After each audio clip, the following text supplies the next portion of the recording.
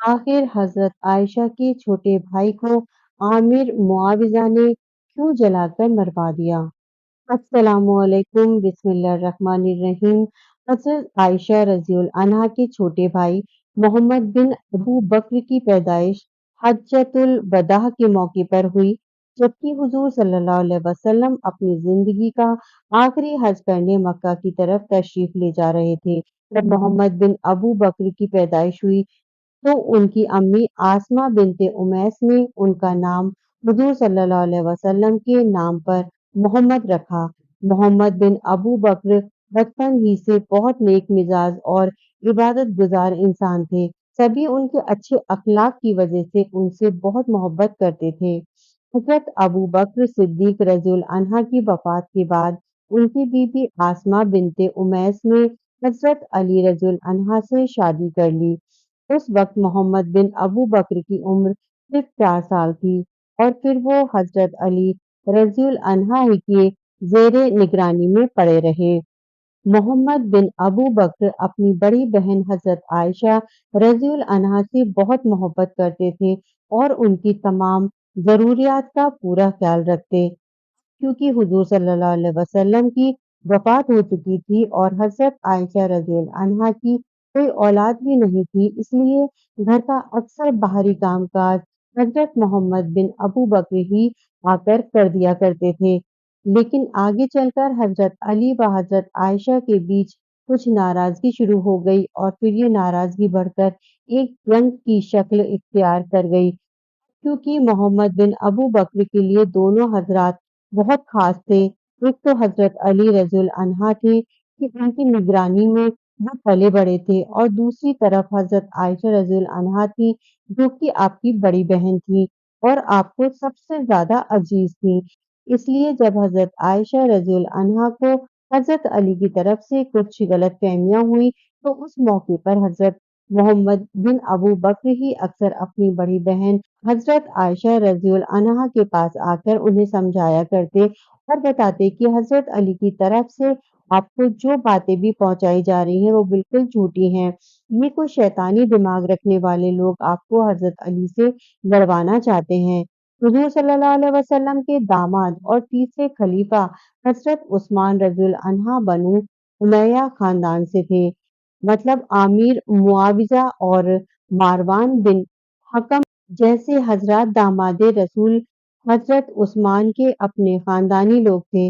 हुजूर सल्लल्लाहु अलैहि वसल्लम ने मरवान के बाप हकम को मदीना से निकाल दिया था क्योंकि वो अपनी मजलिसों में बैठकर हुजूर सल्लल्लाहु अलैहि वसल्लम का मजाक उड़ाया करता था। कुछ दिनों बाद हकम की तो वफात हो गई और उनका बेटा मरवान ही जिंदा बचा जो कि शहरों शहर भटका करता था।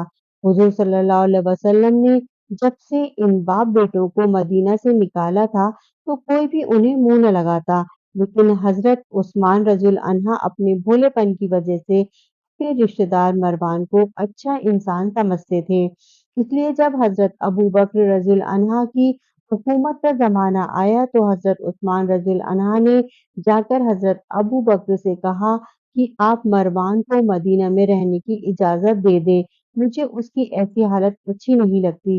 लेकिन हजरत अबू बक्र सिद्दीक रज़ियल्लाहु अन्हा ने साफ इनकार कर दिया कि जिस खानदान वालों को हुजूर सल्लल्लाहु अलैहि वसल्लम ने मदीना से निकाल दिया था, मैं उन्हें वापस मदीना में कैसे रहने की इजाजत दे सकता हूँ।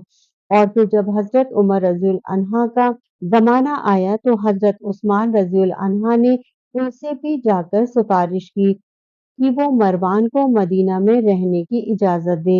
लेकिन हजरत उमर रज़ियल्लाहु अन्हा ने भी वही जवाब दिया जो हजरत अबू बक्र ने दिया था। आखिर जब हजरत उस्मान रज़ियल्लाहु अन्हा की हुकूमत का ज़माना आया तो आपने मारवान को मदीना बुला लिया और अपनी हुकूमत का अक्सर इंतज़ाम उसी के हाथों में करा दिया। मारवान एक ज़ालिम इंसान था, इसी की वजह से इस्लामी तारीख में मुसलमानों के बीच कई जंगें हुई और यही वो इंसान है कि जिसने हजरत हसन रज़ियल्लाहु अन्हा के जनाजे पर तीर बरसाए थे और उन्हें हुजूर सल्लल्लाहु अलैहि वसल्लम के बगल में दफन न होने दिया था। मदीना के अंदर यजीद की खिलाफत का ऐलान करने वाला यही मरवान ही था क्योंकि अमीर मुआविया ने इसी को मदीने का गवर्नर बना दिया था। हजरत उस्मान रज़ियल्लाहु अन्हा ने जब मारवान को मदीना बुलाकर उसके हाथों में हुकूमत के ओहदे थमा दिए, तो ये चीज मदीना वालों को बहुत नागवार गुजरी और मुसलमानों की एक बड़ी तादाद हजरत उस्मान रज़ियल्लाहु अन्हा की मुखालिफ बन गई। लेकिन दोस्तों, सवाल ये है कि आखिर उस वक्त हजरत उस्मान रज़ियल्लाहु अन्हा ने ऐसा क्यों किया? तो इसकी बहुत सी वजूहात थी, क्योंकि उस वक्त के हालात ही कुछ ऐसे थे कि हज़रत उस्मान रज़ियल्लाहु अन्हा को अपने खानदान के सिर्फ इसी बंदे मारवान ही पर सबसे ज़्यादा भरोसा था। इसलिए उन्होंने मरवान के हाथ में हुकूमत के बहुत से इंतज़ाम पकड़ा दिए, लेकिन उस ज़ालिम इंसान मरवान ने हज़रत उस्मान रज़ियल्लाहु अन्हा के भरोसे का फ़ायदा उठाकर उनकी पीठ पीछे उन्हें कई तरह के धोखे दिए। हज़रत उस्मान रज़ियल्लाहु अन्हा की बस यही एक ऐसी बात थी कि जिससे खफ़ा होकर मदीना के बहुत से लोग उनके मुखालिफ बन गए, जिनमें मोहम्मद बिन अबू बकर भी शामिल थे। मोहम्मद बिन अबू बकर ने हज़रत उस्मान रज़ियल्लाहु अन्हा के खिलाफ एक तहरीक चलाई और मिस्र जाकर वहाँ की अक्सर आवाम को अक्सर उस्मान रज़ियल्लाहु अन्हा के खिलाफ कर दिया। मोहम्मद बिन अबू बकर की इस बगावत का ज़हर इतना तेज था कि बड़े-बड़े सहाबा इकराम भी इसकी लपेट में आ गए और फिर धीरे-धीरे मदीना शहर में भी हज़रत उस्मान रज़ियल्लाहु अन्हा के खिलाफ बगावत की एक फ़िज़ा बनने लगी। हज़रत आयशा रज़ियल्लाहु अन्हा ने जब ऐसे हालात देखे, तो उनके दामाद हज़रत उस्मान के खिलाफ धीरे-धीरे साजिशें बढ़ती जा रही हैं, तो उन्होंने अपने छोटे भाई मोहम्मद बिन अबू बकर को अपने पास बुलाकर बहुत समझाया कि ए मोहम्मद, अपनी इस हरकत से बाज आ जाओ और उस्मान की मुखालिफत मत खड़े रहो। लेकिन मोहम्मद बिन अबू बकर ने अपनी बड़ी बहन हज़रत आयशा रज़ियल्लाहु अन्हा की इस बात को कबूल न किया। साथ ये हुआ कि वो हज के दिन चल रहे थे, इसलिए हज़रत आयशा रज़ियल्लाहु अन्हा हज करने के इरादे से मक्का रवाना हो गईं। उन्होंने अपने छोटे भाई मोहम्मद बिन अबू बकर को भी अपने साथ हज पर ले जाना चाहा, लेकिन मदीना में कोई फसाद बरपा ना हो, लेकिन उन्होंने हज पर जाने से इनकार कर दिया। जब हज़रत आयशा रज़ियल्लाहु अन्हा मदीना से सफ़र करके मक्का की तरफ निकल गई, तो उधर कुछ बगावत करने वालों ने हज़रत उस्मान रज़ियल्लाहु अन्हा के घर का मुहासिरा कर लिया और उन्हें शहीद करने की प्लानिंग करने लगे। जिससे हज़रत उस्मान रज़ियल्लाहु अन्हा को शहीद किया गया, तो उससे कुछ देर पहले मोहम्मद बिन अबू बकर हज़रत उस्मान रज़ियल्लाहु अन्हा के घर में छत की तरफ से फांद कर अंदर आ गए और हज़रत उस्मान रज़ियल्लाहु अन्हा की दाढ़ी पकड़कर कहने लगे, आप हुकूमत के सिलसिले में रसूल के तरीके से क्यों फिरे जा रहे हैं? तो हज़रत उस्मान ने उनकी इस बात का जवाब न देकर कहा कि ए मोहम्मद, अगर इस वक्त तुम्हारे वालिद अबू बकर सिद्दीक रज़ियल्लाहु अन्हा जिंदा होते तो तुम्हें इस हालत में देख लेते कि तुमने मेरी दाढ़ी पकड़ रखी है, तो वो अपनी औलाद पर किस कदर अफ़सोस करते। हज़रत उस्मान रज़ियल्लाहु अन्हा की ऐसी बात सुनकर मोहम्मद बिन अबू बकर ने फौरन उनकी दाढ़ी छोड़ दी और खामोशी से घर से बाहर निकल गए। लेकिन उसी वक्त कुछ जालिमों ने दूसरी तरफ से घर के अंदर फांद कर हज़रत उस्मान रज़ियल्लाहु अन्हा को शहीद कर दिया। हज़रत आयशा रज़ियल्लाहु अन्हा को जब इस बात की खबर हुई, तो उनके दामाद उस्मान को घर में फांद कर बेदर्दी के साथ शहीद कर दिया गया है, तो वो बहुत ज़्यादा परेशान हुईं और अपने छोटे भाई मोहम्मद बिन अबू बकर से नाराज़ रहने लगीं। लेकिन जब उन्हें पूरे वाक़ये की खबर हुई, तो मोहम्मद ने तो जाकर उनकी दाढ़ी पकड़ी थी, लेकिन हज़रत उस्मान ने जैसे ही उनको उनके वालिद की याद दिलाई, तो उन्हें अपने किए पर अफ़सोस हुआ और वो वापस लौट आए। तो ये सुनकर हज़रत आयशा रज़ियल्लाहु अन्हा की नाराज़गी में कुछ कमी आई।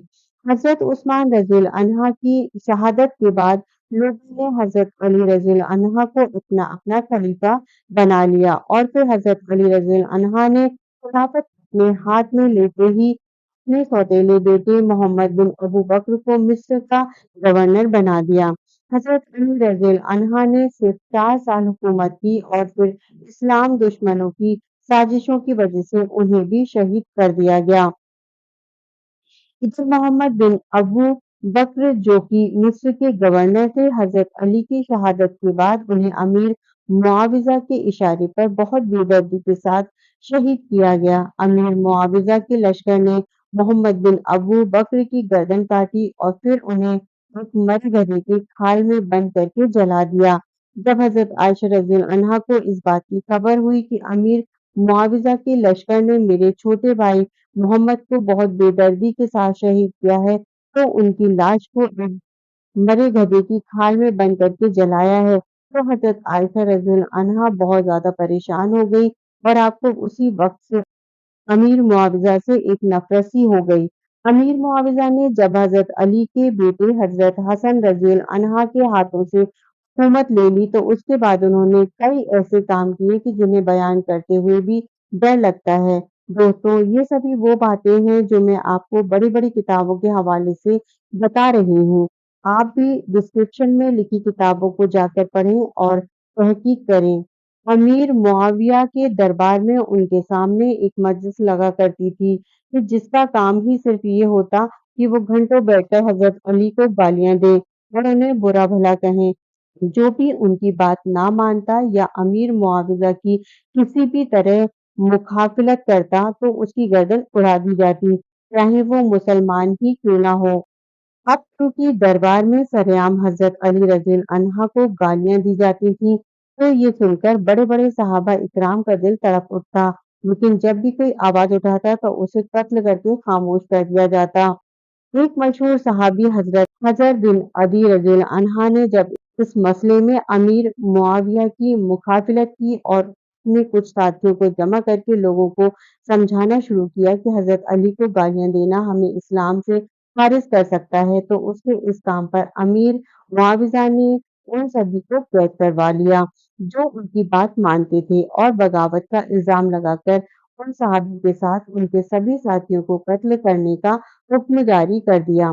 तो हज़रत आयशा रज़ी अन्हा को मदीना में जैसे ही इस बात की खबर हुई कि अमीर मुआविया दिमश्क में मशहूर सहाबी हज़र बिन अबी रज़ी अन्हा को कत्ल करने जा रहे हैं, तो आपने फौरन अपना एक कासिद तेज रफ्तार घोड़े पर रवाना किया और उसे ये खत दिया कि जिसमें लिखा था कि ए मुआविया, तुम हज़र को किसी हाल में कत्ल ना करना, बल्कि उन्हें मेरे पास मदीना भेज दो। लेकिन ये कासिद जब तक अमीर मुआविज़ा के पास पहुँचा, तो अमीर मुआविज़ा हज़रत हज़र रज़ी अन्हा को कत्ल करवा चुके थे। हज़रत आयशा रज़ी अन्हा को जब इस बात की खबर हुई, तो उन्हें अमीर मुआविया की इस हरकत पर बहुत सदमा पहुंचा और उनके अंदर अमीर मुआविया से नाराजगी और ज्यादा बढ़ गई कि पहले तो उन्होंने हजरत आयशा के छोटे भाई मोहम्मद बिन अबू बकर को शहीद करवाया था और अब जो भी उनके खिलाफ आवाज उठाता वो उसे शहीद करते जा रहे थे। ऐसी ही और इस्लामिक कहानियां सुनने के लिए वीडियो को लाइक करें और चैनल को सब्सक्राइब कर लें।